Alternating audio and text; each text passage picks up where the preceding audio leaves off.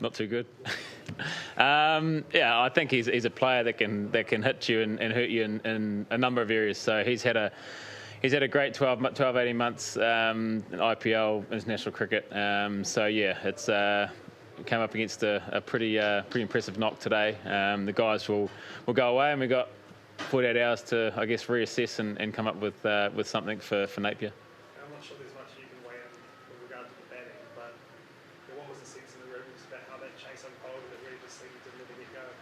Yeah, I think that's probably the way to sum it up, is it never really got going, and any time you sort of looked like it was about to get going, then we lost the wicket, and I think that's credit to the way India bowled. They had a decent score on the board, but if you're able to take regular wickets and early wickets, then that makes that score even bigger. So yeah, I think just not being able to get going, and I guess when you're chasing a score like that, you need to I guess blunt it with a decent partnership at some stage. We saw at the start of the World Cup, the first two matches, there were heaps of early wickets, two big wickets.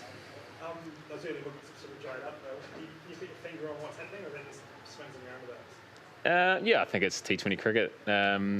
You can bowl. Actually, you can feel like you bowled quite well, and I think we actually bowled okay in the first few overs. There's a few wides, but went past the bat a few times, and I think Sky's first 4 balls, he might have played and missed it at 2 or 3 of those. So on another day, you get a couple of early wickets, then things are different. But I think any bowling attack, your plan is to try and take early wickets, and if you don't, then try and take as many as you can through the middle.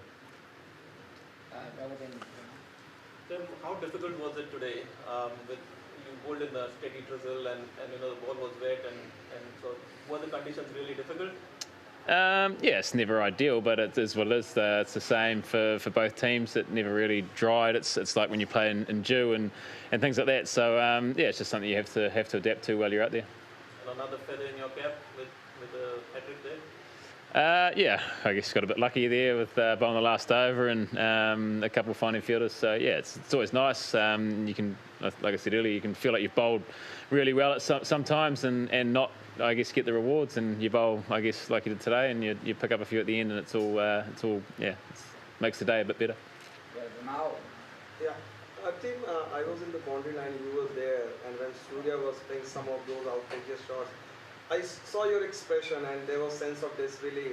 Having bowled some of the great Indian batsmen across the format over the last 10 years or 15 years, do you think Surya is the best T20 batsman from India? T20, I am specifically asking. I think there's been a number of great T20 players from India.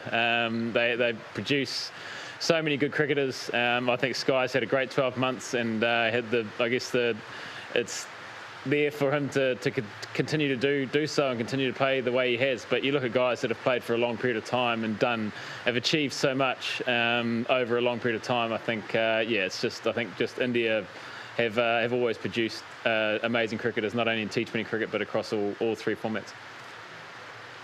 Tim, congratulations on the hat-trick. Sky innings and the result aside, how satisfying is a performance like taking a hat-trick against a team like India?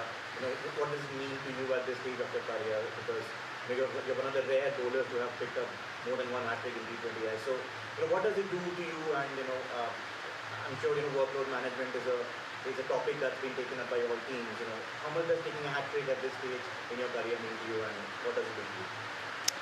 Yeah, I guess it's nice. Like I say, I got a little bit lucky there, but on the last over, and that can happen. So yeah, and another day they disappear over the fence and go for 6. So it's I guess it's nice when that happens. But it all starts again in a couple of days' time, a day or two's time, and it's just part of cricket that, like I say, you can feel like you bowl really well some days and not actually get the rewards for it.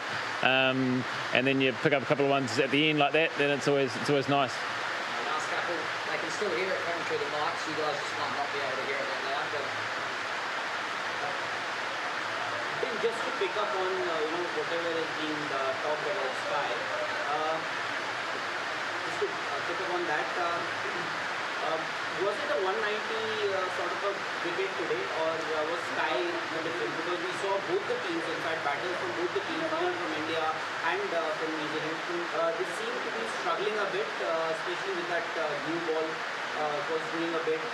Was he the difference, and was it a 190 sort of a wicket?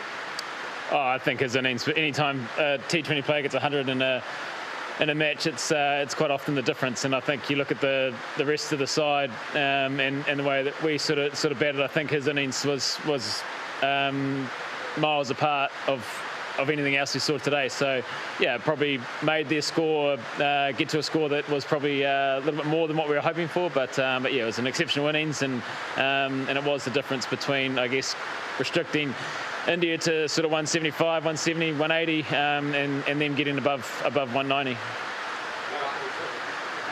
one? You okay? Right. You can talk to the man now.